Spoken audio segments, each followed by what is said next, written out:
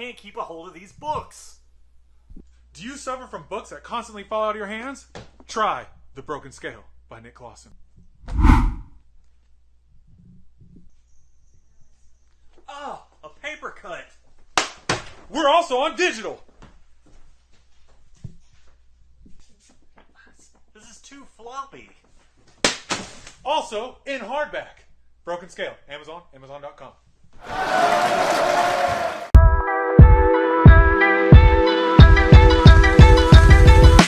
Didn't somebody sell bath water one time? I wouldn't be surprised if Brandon had some.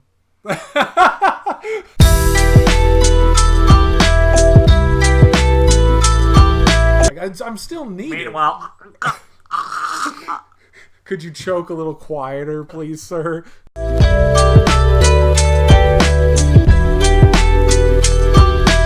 Nick Squared.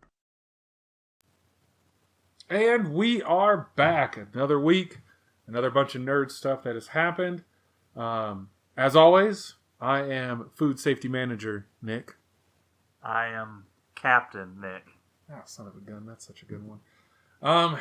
It's been a week. Thanksgiving has come and gone. How was your Thanksgiving, sir? Oh, it was fantastic. Yours? It was good. I didn't burn our house down with That's a always boiling good. with a boiling pot of oil and a bird in it. So that was nice. I did not see nearly as many videos this year. I feel like people are learning. There's been enough videos. There's enough YouTube videos where people are just turn it off. Turn it off. So are you and your family, are you guys big Thanksgiving people? Yeah. Well, we're all cooks. Oh. So it's our favorite holiday because we all get to come try to show up one another. Right on. Working retail my entire adult life, I can give two craps over Thanksgiving. Yeah. Well, I was in the same boat until recently. And, Absolutely. for first 10 years of first at least 5 years of mine and my wife's marriage, there's no holidays. Why stop at Thanksgiving? We don't want Christmas, Easter, or 4th of July either. I did. This is my first year I watched the Macy's Day Parade. Really? Sat down and we watched it. Isn't it insane how people are entertained by it? I thought it was me. I thought I was so out of touch. I didn't know half the people that were up there. And they're like, it's award-winning. So I didn't know who these people were. And then like Sean Paul shows up. I haven't heard that name since 2007, 2008. Yeah. And he just came out of hibernation and said, by the way, I'm still making music. And it was neat for a second. They're balloons. Yeah, well, that's an old concept, and back in the day, entertainment was so sparse. This is great. They're but balloons. Going to a parade in person is one thing. Yes. Watching a parade on TV is a whole nother level of what are we doing? Yes, and I think the fact that the camera angles would have these musicians obviously not singing their songs live. It's 40 degrees in New York. Ambient noise would be insane. They're not. Then they would pan over to the audience. Half the audience is playing on their phones, not paying attention. And the other half of the audience are trying to dance in the cold, but it's off with the music. There's a delay. So they're dancing off beat to everything. And it was very awkward. Very, very, very awkward. The only parade to this day that I still enjoy watching, besides the Turbo Man parade, is the dinosaur parade from We're Back. Oh yeah. See, Yeah. that parade was it had dinosaurs. Well, I'm glad you had a great Thanksgiving. We got a great show ahead of us today. Got a lot of really important topics to talk about. One of them, it's kind of no, it's not kind of. It's actually very sad. We lost the Green Ranger. Yeah, and totally unexpected, obviously. Totally unexpected. Have you read up on what happened? I think they're saying it was self. It was. Apparently, they're releasing some of the statements, and this is according to the information that's out there right now. That him and his wife, who she had left him earlier this year, they were trying to work things out, and were in a hotel and had a huge argument, so bad so that security had to be called to separate them. Oh no. And then I guess he went to his room and she went to her room, and she started texting him and he didn't respond, and she called him and he didn't respond, and they checked on him and he was gone. And that's the thing, this losing idols of our childhood is hard. Right. Losing idols of our childhood to something we can point our finger at, cancer or something like that. That's bad. That's we can come around that. But then when it's something like this, and of course with all of them, you look back at his last few videos and they're cries for help, all of them, and everybody's sitting back watching him go. I'm in a rough spot, but I'm going to make it through it, and you just feel terrible about it. But this year we've lost a couple superheroes, a couple of big people from our childhood. Yeah. Robbie Coltrane. Yeah. Do you feel old? Do you ever just sit back and you see these people and you watch them pass and you realize we're not children anymore? Yeah. It's makes you think about your own mortality when someone as young as Jason David Frank's dead. Yeah. Chadwick Boseman, when he died last year or the year before. Yeah, here recently. That guy was not even 10 years older than... I think he was he wasn't even 10 years older than you. No, not me, because I'm the old one here. Yeah. I'm the old man in the group. Can go anytime. Enjoy your lives, people. Absolutely. Make the most of it. If there's a girl you want to talk to her. If there's a podcast you want to do it. Yeah. Do it. But we're here to also talk about some really, really big topics. One of the big in the video game world is the new Pokemon games have dropped. And apparently they are glitchy as heck. Pokemon, I don't know for you listeners out there, Pokemon has been a staple in my life since the 90s. Through the anime, through the games. I didn't even question the fact that Ash didn't age until just a few years ago. I finally sat back and realized, wait a minute. In fact, he looks younger. Every year. It wasn't until here recently that I sat back. I think actually this year in this season I saw a post he wins the Pokemon League for the first time in like 23 years. And I sat back and I was like, he did it. Yeah. Finally did it. But Brock and Misty weren't there. Nope, so it doesn't count. Jesse and James were. And they were in the crowd cheering our boy on. Were they really? I don't know, but they were there. Sure. Now, this brings up an interesting... The true protagonist of the show. True hero. How... And this is something I'd also like to know from our listeners. How often do you actually sit down and watch out full shows versus you see a tidbit of it on Facebook or YouTube? You're like, that's good enough. I don't need to see the rest of it. I've seen this big scene. I'm done. I'm good. I've done it. I've done it a lot, sadly. Yeah. My attention span's pretty short, so... I feel like everybody's is now. Yeah. The way everything's changed. Avatar coming out in a few weeks, and they're saying that there's going to be a version of it that's almost 5 hours long. I can't sit for 5 hours. I bet that Avatar movie's not real. What do you mean it's not real? It's a bait and switch. They hadn't made an Avatar movie. It's going to get pushed back. Yeah. Just keep getting pushed back. It's 12 years. It's going to get pushed back 12 more years. They're saying that they need to make $2 billion to break even. See, it needs to break every box office record ever set to break even. Break even. Bold. I don't think it will. What a movie. What a movie. Unless people go just so it's like, just for like, I have to go because we have to go see Avatar, not because we want to be entertained, but we got to help out James Cameron. He needs help. He needs the help. I will say, I did that for Sonic, the first Sonic movie. You wanted him to have the money. No, remember they released the animation for Sonic. They released the trailer, and he looked terrible. And then they fixed it. They fixed it. And they deserve to win because of that. They listened to their fans. So we went and saw, which of course we loved the movie. My son's a diehard Sonic fan. Good movie. Jim Carrey does phenomenal. We enjoyed it a lot, but that really, I mean, how many times have we watched movies or TV shows and you know that the higher ups they don't know what the fans really want. No, it's half of everything now. So the fact that they heard the masses on social media came out and said, hey, Sonic looks like a trash panda, please redo. And they said, you know what?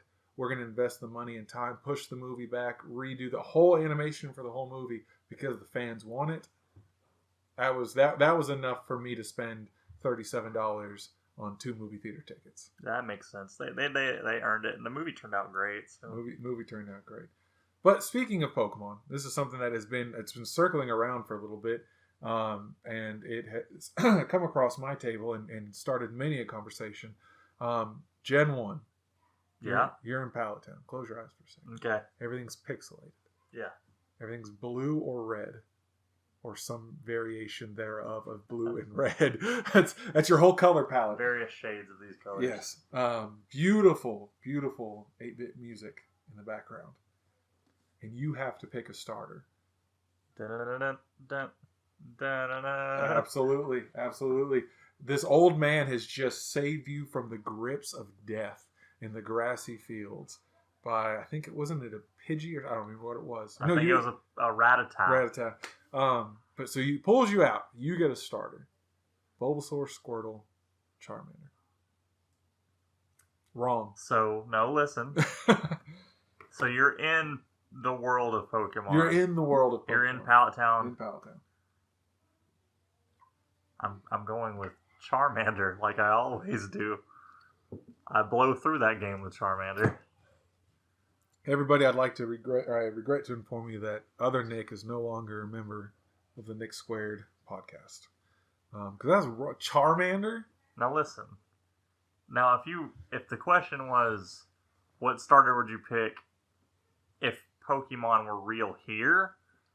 I'd pick Venusaur. I mean, Bulbasaur, and then train him up to a Venusaur, and then that's my muscle. That's what helps me move, and there's no use for a flying, terrifying dragon monster. Not a dragon. Not a dragon. Not a dragon. Fire flying. Back then it was just fire. No, what would you pick? Let me hear your answer here. So my first time when I played the game, I didn't know anything about it. This was 1996, 1997. I was 7 or 8 years old. We were actually on our way to a conference in Europe, and my parents got me a purple Game Boy Color and the Pokemon Blue. So I thought you had to pick the one that was on the box. So I picked Squirtle because Blastoise was on the game cartridge. So I thought you had to pick it. But I didn't know this. But when they designed the Pokemon games, that Bulbasaur was considered like easy, your easy mode of the game. Right. Squirtle was more of a hard, and then Charmander was the hardest one. You could blast through the first 2 gyms with Bulbasaur. So I always picked Bulbasaur. Obviously, I thought Charmander was awesome.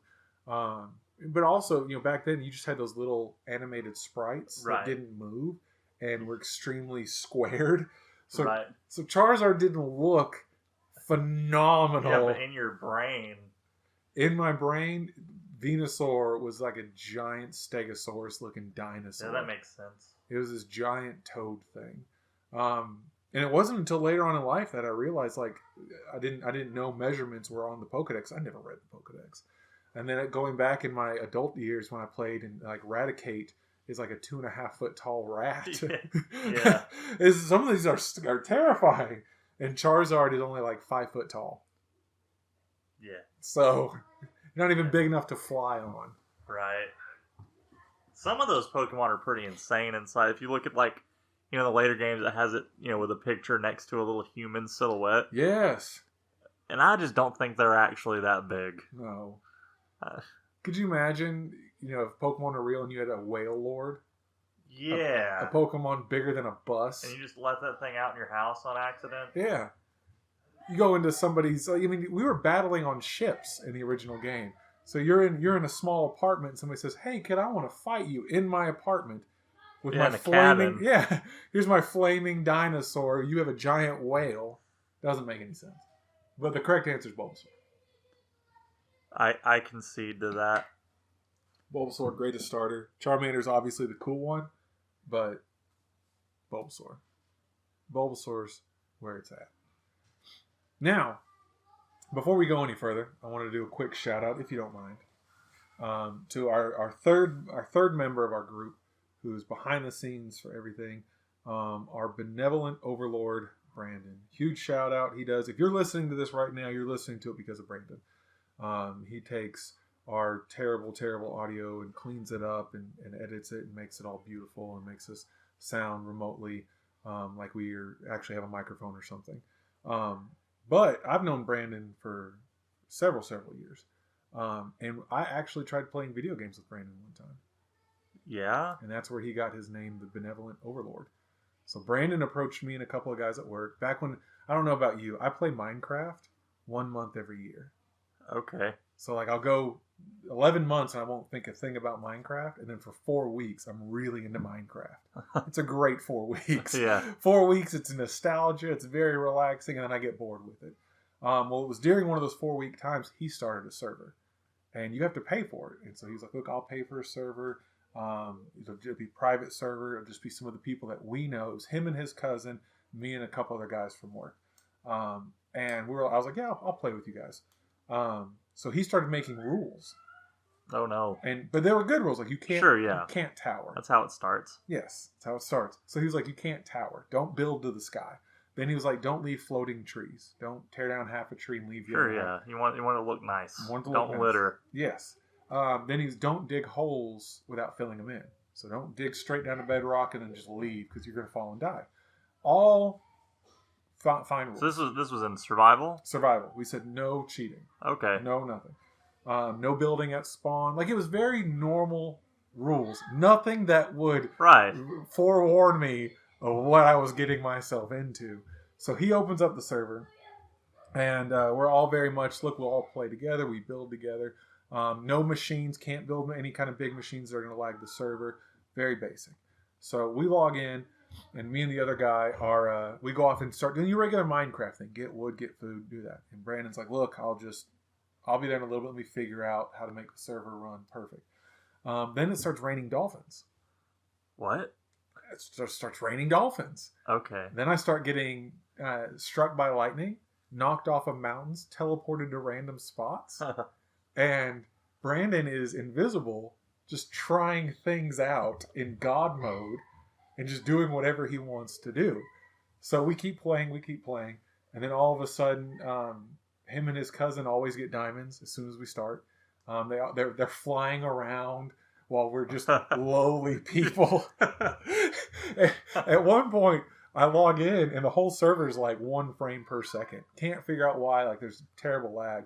I go to Brandon's house and he has this monstrosity machine built that's lagging the entire server. And he replied with, well, it's my server.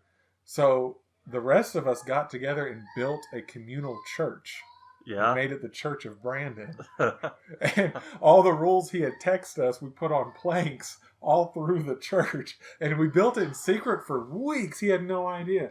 And since then, it was the Church of Brandon, and anything he would do, Brandon would come in and be like, hey guys, it's time to sleep. And somebody in the group chat would be like, the Brandon giveth, the Brandon taketh away. And we would all say, bless Brandon. And so it's been years now, but even to this day, he is the benevolent overlord, Brandon. But I just want to thank you. Thank you for all your hard work. We appreciate you. Our millions and millions of subscribers appreciate you as well. You're the best, Brandon. Absolute best. Absolute best. Hello? Is this thing on? Hey guys, I'm Overlord Brandon. As Overlord, you must bow down to my great powers. But anyways, I must add, I blew up the almighty church of Brandon and reconstructed it in my own vision, and we all got bored and quit playing Minecraft again. But that's enough of me. Back to Nick and Nick. I do appreciate everything, guys. Really, thanks. So, one thing that I think that both of us agree on here at the Nick Squared podcast, very judge-free area. Yeah. We don't really hate on people for what they're into. And we talked last week about growing up as a nerd was very, it was kind of looked down upon, especially in the South. Yeah, the South, you're really expected to... Football. Man up. Man the heck up. You were on the chess team, you sucked. You were on the football team and couldn't tie your shoes. This man's going places. Yeah. But one thing that I think everybody can agree on, everybody's got a hobby. Everybody's sure. got something they're willing to spend money Oh on. yeah. People will spend thousands and thousands of dollars trying to make their car louder or faster or whatever. And being a nerd is no exceptions. We're sitting here in my office right now, and you can tell I've probably spent a few dollars. For sure. So my question is, what is the most you've ever spent on a hobby item? Single item? Single item. Most money you've spent. I'm very I don't like spending money, so I think I dropped $170. $170? I know that's chump change compared to things I've seen. I dropped $170 on a special edition for a Mortal Kombat game that came with a really nice statue. As you try to defend it now. No, listen, it's hand carved. This wasn't made in a factory. There's only 500 of them in existence. I've bought a couple of numbered items, limited one out of 400,000. And I know that's the most I've ever spent. And so it was the game. It was the game plus statue and DLC for the game later on that was exclusive. But yeah, that's it for me. 200, right at $200. Yeah. Now for a more entertaining answer, what about you, Nick? No. See, I'm very big on I was raised without money, and in my early years of adulthood, that didn't change. It actually got worse. I owed everybody money. Beforehand, I just didn't have it. Right. After that, I got a credit card, and they said you can buy anything you want. I said this is awesome. I had no idea I had to pay any of it back. Right.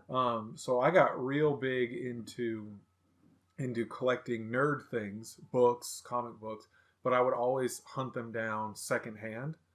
And I would try to find them slightly used. Slightly used is okay in my eyes for most things. Yeah. I've bought collector's edition video games. Back in the day, before streaming services, I would always buy like the collectible tin for movies. Yeah. So they would release like a $50, super collector's edition that had an extra 37 seconds of an ending scene, and it came in a metal tin. I was big on stuff like that. But I would say the most I have spent on one item. Well, I wouldn't say, it's kind of one item. It was kind of like three items together. Was my lightsaber that I got from Galaxy's Edge. That was we walked in and said, "Look, lightsabers are only like at the time it was like $100 for the hilt." But you want a blade for your lightsaber? It's an extra $100. You want a bag to carry it in? That's $70. You want a crystal to go? That's $70. So it quickly got up to almost $400. Right. To this day, I'm still extremely proud of my lightsaber. Yeah. But every once in a while, I look back and I go, somebody tries to touch it, and I'm like, that's $400. It's a lot of money. Yeah, it's a little. I've held it. It feels like, oh god, I can't mess this up. It's a $400 flashlight. Yeah. It's a very, very nice flashlight.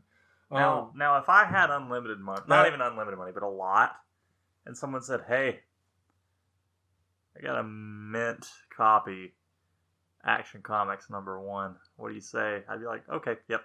Couple $1 million? Yeah. I think the last one sold for almost like $6 million. I think, yeah. I'd be like, "Yep, let's do it. Deal." So if money, you're Elon Musk. Yeah. I'm getting Action Comics #1. You throw millions. Which, I know it's cliche, but the cover's really cool, and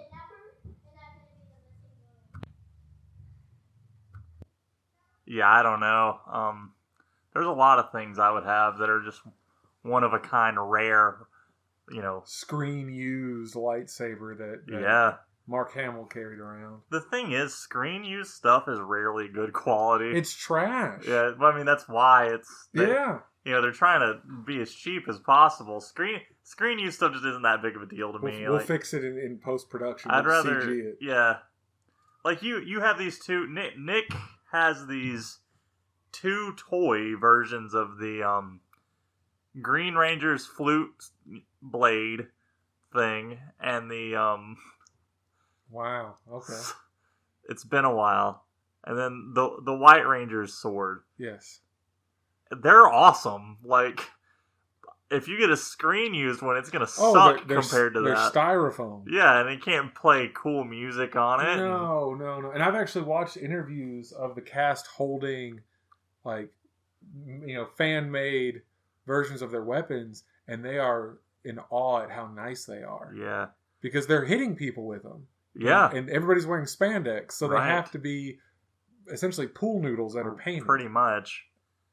And then, God, we did a tribute to Jason David Frank at the beginning of this, and I didn't even say the name of the Green Ranger knife right. Goodness gracious. Anyways. No, I've seen, and I think, thanks to social media, I'm constantly reminded of one, of how poor I am, and two, of how cool people with money can build things. And I've seen people build hidden offices that have every helmet from Star Wars in glass cases, and Han Solo in the carbonite as a coffee table. And they're like, oh yeah, I spent $50,000 on that, and they put their Coca-Cola can. No coaster. Yeah, no coaster, not a care in the world. Have you seen Joe Manganiello's basement? He's really into D&D, and my God, his basement is just a dungeon. It is a dungeon master's dungeon, and he has dragon heads up there. He has a mind flayer head. He has a beholder hung up there, I'm pretty sure, but it's just fantastic. Just fantastic. And, of course I would have all that. Sure. But as of right now, with the income I have, I get things that are neat. But I don't blow the bank on it anymore. No. I still have a hard time. I follow a couple authors, and they'll post, hey, we've got a collector's edition of our book coming out, and it's $59, and it has slightly different cover art than the regular $20 one. And I see that, and in my mind I go, $20? and I'm still in my mind, and I'll, especially when some books come out and they're real thin. Yeah. And they're like, oh, it's a novella. Still $20. Well, that's 80 pages. I'm going to read that in an hour. And then I feel bad because, I didn't know this until recently. Somebody told me that almost every comic book is online. Pretty much. We can get a monthly subscription, just read any comic. Yeah. I've got 3 long boxes that I've spent thousands of dollars on that it's not worth the paper it's printed on. And I look at that and I'm like, wait, what have I been doing with my life? Right. A lot of space saved. Yeah. And they're very heavy to move. I mean, you could say the same thing for books. No, you can't. No. What, Amazon? No. Kindle? No. I sell my books on Kindle and I still don't have one. Oh. I like the paper. I'm a purist. Sure, yeah, but I like to smell the books. I'm that weird guy that goes into a bookstore and just looks around and picks up a book. Oh, that's good stuff. Somebody's going to see me in a bookstore. It's going to sniff that book over there. Just wait. Oh, it's good paper. He comes in here pretty often. Yeah. Just security runs me out. The book sniffer's back. These kids never learn. They never learn. They keep sniffing the books. I will say, I'm not shocked. I'm glad there are still bookstores around, but I'm honestly. It's shocking that there's bookstores around. Yeah. There's more bookstores than comic shops. Which I guess that makes sense, but I'm salty about it. So, I don't know where everyone's listening from, but if you're in the Carrollton, Georgia area, and you want to get into comics, and you don't care about your kidneys, Quest Comics is the comic book store. So you watch Big Bang Theory, and you see Stewart's comic book store. You watch Comic Book Men, and you see Kevin Smith's comic book store. And they're brightly colored, big windows, super nice editions of comics on the walls, superhero costumes all over the place, smiling cast of clerks ready to help you. And then you go to Quest. What was your first experience when you first walked into Quest? First time I walked into Quest, my eyes had to adjust because it was daytime outside, and it was 4 a.m. inside of Quest. Yes, they had plywood on the windows. Because it's an old warehouse, But isn't it? yes, it's an old factory of some kind. Yeah, I that's right. think, You're or- right. It's factory. But once my eyes adjusted, every wall is covered with trade paperbacks and graphic novels and Sure. good ones, like the best ones, all of them even, A to Z. They have their counter where they sell their dice and cards. Sure. It's a little scary. So At first. And you meet the people and they're so helpful and they will talk to you, and if you need something, they're like, we will get it. absolutely. But there's a corner where I think the bathroom is that is the creepiest corner of any building I've ever been in. Absolutely. So it's one big, giant square, essentially. Yeah. With a hidden door. With a hidden door, which I didn't know about until about the third time I went in. One thing is it's got fluorescent lights that are motion censored. Yes. So when you walk in, 2/3 of the comic book store is pitch black. And as you walk, the lights will do that hum, that flick, flick, flick, flick, hum, and light up and then turn off behind you. And you can only see what's immediately around you. Right. Now, my first time going in, I found out there's a comic book shop near me. Got in my car, wanted to go buy some comics. So I get in there, and we walk in, old factory, no windows. The front glass had plywood on it, so it was pitch black on the inside. And there was a lady who, I think she's the mother of the owner, was sitting behind the counter, and the counter's in the middle of the comic book store. And she had a crib like next to her, like a bassinet thing for like a baby.